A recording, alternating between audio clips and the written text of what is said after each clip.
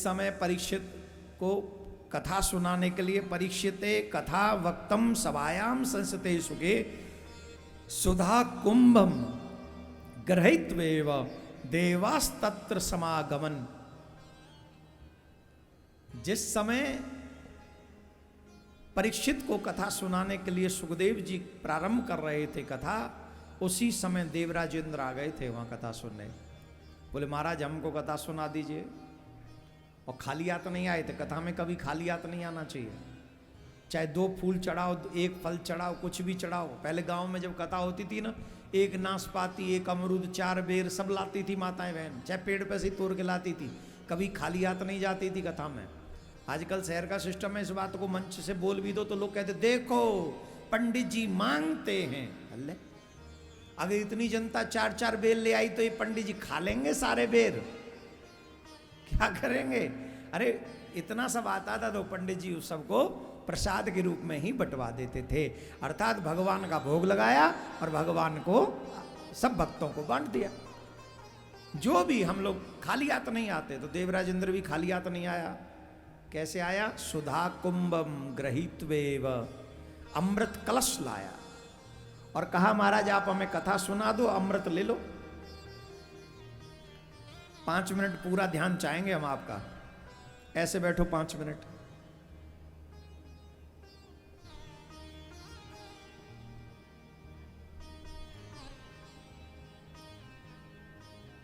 तुम्हारे बक्सर में कोई इतनी कीमती वस्तु है कि जो अमृत की 1 बूंद भी तुम्हें दिला सके? जी जवाब दीजिए। 1 भी बूंद अमृत की ला सके उसके बदले? नहीं है ना। वो पूरा अमृत का कलश लेके आया था इंद्र। ये रख लो और मुझे कथामृत सुना दो। श्री सुखदेव जी महाराज ने क्या कहा? अवक्तास्य विज्ञाय न ददोस कथामृतम श्रीमद् भागवती ही वार्ता सुराणाम अपि दुर्लभ। सुखदेव जी ने कहा आप चले जाइए, ये कथा अभक्तों के लिए नहीं भक्तों के लिए है। तुम जाओ यहां से, तुम्हें ये कथा नहीं सुनाई जाएगी। ध्यान से सुनिएगा। जो अभक्त होंगे वो पूरी कथा सुन ही नहीं सकेंगे, उनका मन ही नहीं लगेगा कथा में। वो पहली बात तो घर से ही नहीं निकलेंगे। जहां तक as far as my knowledge Buxar में इतने ही लोग नहीं है जितने अभी कथा पंडाल, पहले दिन इतने लोग कहीं नहीं होते ज्यादातर जितने लोग यहां हैं। लेकिन इतने ही लोग तो नहीं है बक्सर में। सब आ गए क्या? बोलो, जवाब दो। आ गए? 7वें दिन कितने लोग होंगे? इतने ही होंगे जितने आज हैं। लेकिन आज पहले दिन क्यों नहीं है? इसलिए नहीं है क्योंकि उनके भाग्य में संपूर्ण भागवत नहीं है। संपूर्ण नहीं है, आपके में है। आपके में है इसलिए आप बैठे पहले दिन। उनके में नहीं है इसलिए वो नहीं है। तुम देवराज इंद्र की कैटेगरी में नहीं, तुम भक्तों की कैटेगरी में हो, इसलिए तुम्हें भागवत कथा सुनने को मिल रही है। तुम इसे अपना भाग्य कह सकते हो। जिस समय तुम यहां आकर बैठे हो, विजय जी ने यह कथा का आयोजन किया, यहां पर उनके परिवार ने किया। आप लोगों ने जब ये निश्चय किया था ना हम भागवत सुनने जाएंगे, उसी समय से आपके पितृलोक में नृत्य कर रहे हैं और आपको आशीर्वाद दे रहे हैं। तुम जीना, तुम्हारा वंश आगे बढ़े, ऐसे ही भक्त होते रहें, क्या कथा सुनते रहें, उसका पुण्य हमें मिलता रहे। देखो जोर से बोला करो, दम लगा के बोला करो, कोई टेंशन लेने का नहीं। जब तक हम हूं बक्सर में तुम्हें टेंशन लेने का नहीं। इतना जोर से बोलो कि टेंशन हो जाए। हाँ तब का बबुआ का करत बानी।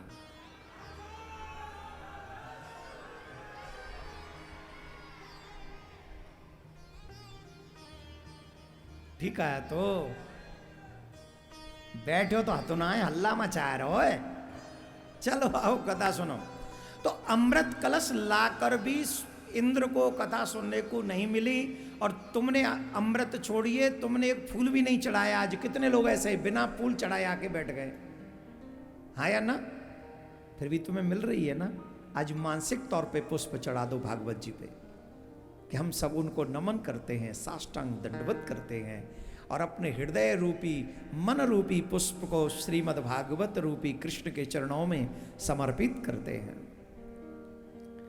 कृष्णाय वासुदेवाय हरये परमात्मने प्रणतक्लेशनाशाय गोविंदाय नमो नमः।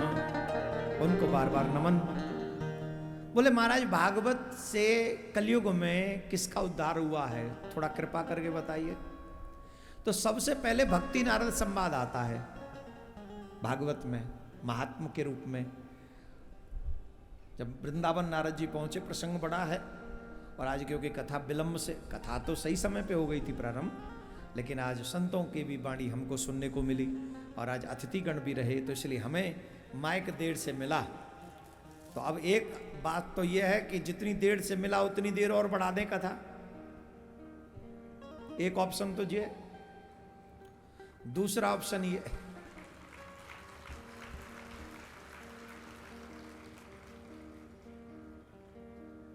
जो आप बोलेंगे सो हम कर देंगे। जब सुनने वाला हो ना तो श्रोता को बोल, जब वक्ता को फिर टेंशन नहीं होती।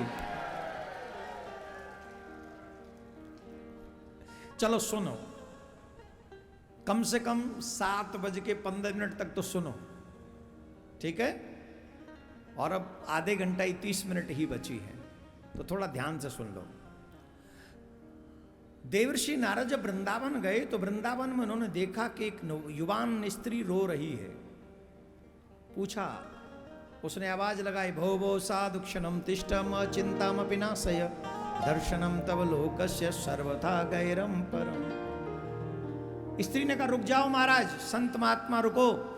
मैंने सुना है जिसके जीवन में अशांति हो, मन अशांत हो, जीवन में दुख हो, अगर उस व्यक्ति को संत का दर्शन हो जाए तो उसके सारे कष्ट मिट जाते हैं। नारद जी ने पूछा, कौन हो देवी? तो उन्होंने कहा, अहम भक्ति पराधीनो। मैं कौन हूं? हे महाराज, मैं भक्ति हूं और ये दोनों मेरे पुत्र हैं। ज्ञान वैराग्य नामानो काल योगे न जर्जरो। अहम भक्ति रीतिम ख्याता इमोर मेर तनयोर मतो। मेरा नाम भक्ति है और ये मेरे पुत्र हैं दोनों, ज्ञान वैराग्य। उत्पन्नम द्रवणम साहा वृद्धम कर्नाटके गदा काचिन काचिन महाराष्ट्र गुर्जरो जीर्णता गदा। द्रविड़ देश में जन्म हुआ, कर्नाटक में बड़ी हुई, महाराष्ट्र में गई, वहां जवान हो गई, गुजरात में गई, वहां वृद्ध हो गई, और वृंदावन जब ब्रज में आई, गुजरात में वृद्ध हो गई, वृंदावन में आई तो जवान हो गई, युवा हो गई, और मेरे पुत्र वृद्ध हो गई। यही मेरे दुख का कारण है। बोले ये कैसे हो गया? तो गुजरात में भक्ति वृद्ध हो गई, वृंदावन में युवा हो गई। अब वृंदावन में युवा क्यों हुई? क्यों हुई? क्योंकि वृंदावन में आज तक, जैसे मिथिला में राम जी को भगवान नहीं मानते, जीजा जी ही मानते हैं। क्या मानते हैं? बोला काजी बोलत बाने के नहीं बोलत बाने? तब बोला का बोलत? हाँ जी, जी जा जी, आगे भी जी, पीछे भी जी, बीच में भी जा। क्या बात है जी जा, क्या बात। तो का बोलत बानी राम जी को यहां? जी जा जी। वैसे ही हमारे ब्रज में कृष्ण को भगवान नहीं मानते। क्या मानते हैं? ये हमारो सखा है, हमारो लाला है, हमारो प्रियतम है। वैसे बुरो मत मानिए, तुम्हारे जीजा जी ज्यादा फेमस नहीं है जीजा जी के रूप में। मिथिला ही मिथिला में है, पर हमारो ठाकुर जी फेमस है पूरे वर्ल्ड में लड्डू गोपाल के रूप में।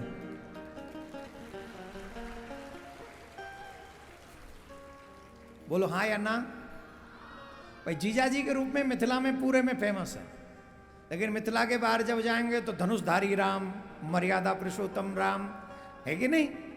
लेकिन हमारे ठाकुर जी से मिलो, द्वारकाधीश को कोई ज्यादा डिवोटी नहीं है द्वारकाधीश के। बोले हो गए द्वारका, गुजरात के तरफ चले जाओ, मारो द्वारकाधीश छे, तुम्हारो द्वारकाधीश छे। बोले हाँ मारो द्वारकाधीश छे, तुम्हारो द्वारकाधीश छे तो फिर लड्डू गोपाल थे की कर रहे हो छे, वहां भी लड्डू गोपाल धरे हो छे, द्वारकाधीश के पास भी लड्डू गोपाल। तो Laddu Gopal is very popular personality, बहुत गजब की पर्सनैलिटी है लड्डू गोपाल की। और ऐसी कि अगर सनातनी धर्मात्मा है, 100 लोग हैं जो धर्म को मानते हैं तो 90 के घर में लड्डू गोपाल जी हैं। हमारे ब्रज में तो कहते हैं हमारे 2 ही रिश्तेदार,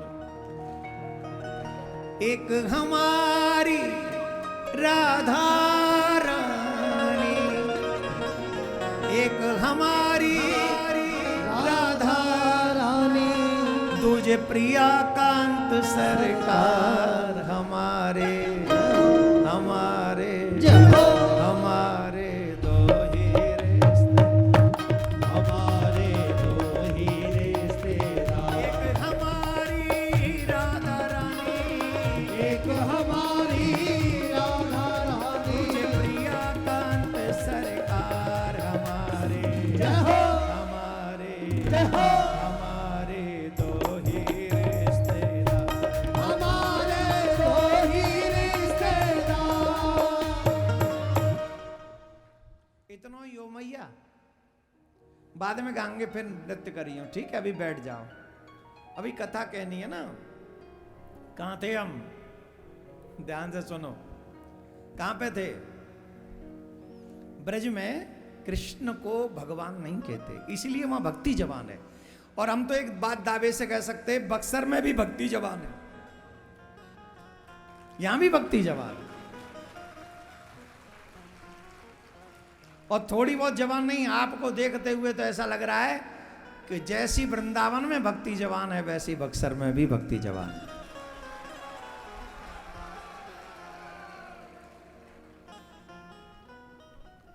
भक्ति अद्भुत, इसीलिए।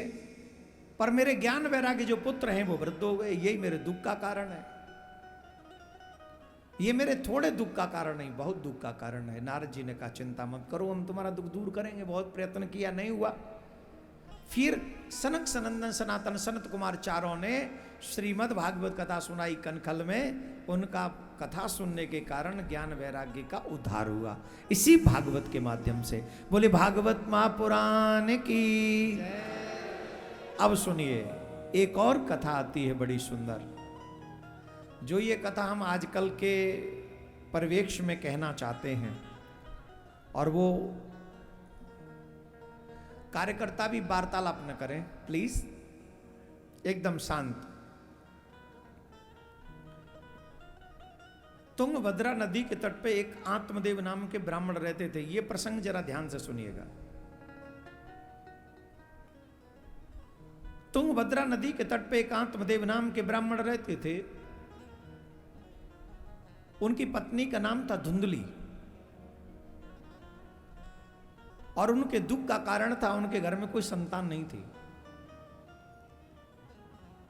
शास्त्र कहते हैं बिना पुत्र से गति लोके, इस लोक में बिना पुत्र की गति नहीं होती। अगर गृहस्थी में चले गए हैं तो कोई पुत्र नहीं। एक गाय को लेके आए थे, वो गाय भी बांझ हो गई थी, वो दूध भी नहीं देती थी। किसी वृक्ष को लगाते थे, उस पर फल नहीं आता था। उसका बहुत दुख था, बहुत दुख। एक दिन इतने फ्रस्ट्रेशन में आ गए आत्मदेव कि आत्मदाह करने के लिए चल पड़े। और जब आत्मदाह करने के लिए जा रहे थे, भैया कार्यकर्ता आप लोग बैठ जाएंगे। हेलो कार्यकर्ता भैया,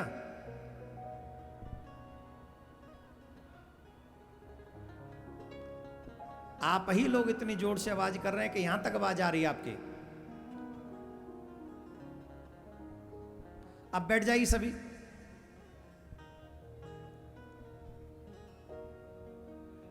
कृपा करके बैठ जाइए और 15-20 मिनट सावधानी से सुनिए, बहुत सुंदर कथा।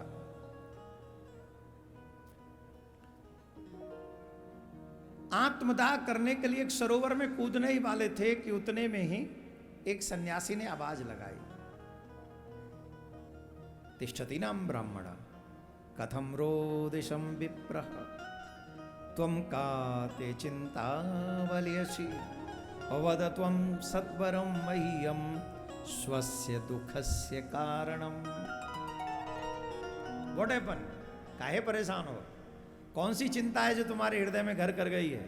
इतने अपसेट, मुखमंडल मुरझाया हुआ है, तुम्हारे दुख का कारण क्या है? चरण पकड़ के आत्मदेव रोने लगे, महाराज मेरे घर में कोई पुत्र नहीं है। अरे बोले पुत्र क्यों चाहिए? बोले 3 कारण। क्या? पहला, मेरा पुत्र मेरी सेवा करेगा बुढ़ापे में। दूसरा, मेरा पुत्र मेरा वंश चलाएगा, नाम करेगा। तीसरा, मेरे बुढ़ापे का सहारा बनेगा। क्या बनेगा? सहारा बनेगा। मैं आप सबसे क्वेश्चन करना चाहता हूं, आज कल हमारे बच्चे क्या उतने संस्कारी हैं जो हमारे बुढ़ापे का सहारा बन जाए? यह प्रश्न छोटा नहीं है आज के समाज में, आधुनिक समाज में। कोई पढ़कर डीएम हो गया, कोई पढ़ के सीएम हो गया, कोई पढ़ के जीएम हो गया, कोई पढ़ के ये हो गया, इंजीनियर हो गया, साइंटिस्ट हो गया, सब हो गया।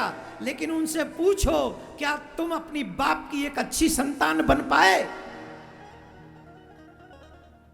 तुम बहुत बन गए जो बनना था, क्या वो बन पाए जिसके लिए तुम्हारे बाप ने तुम्हें जन्म दिया?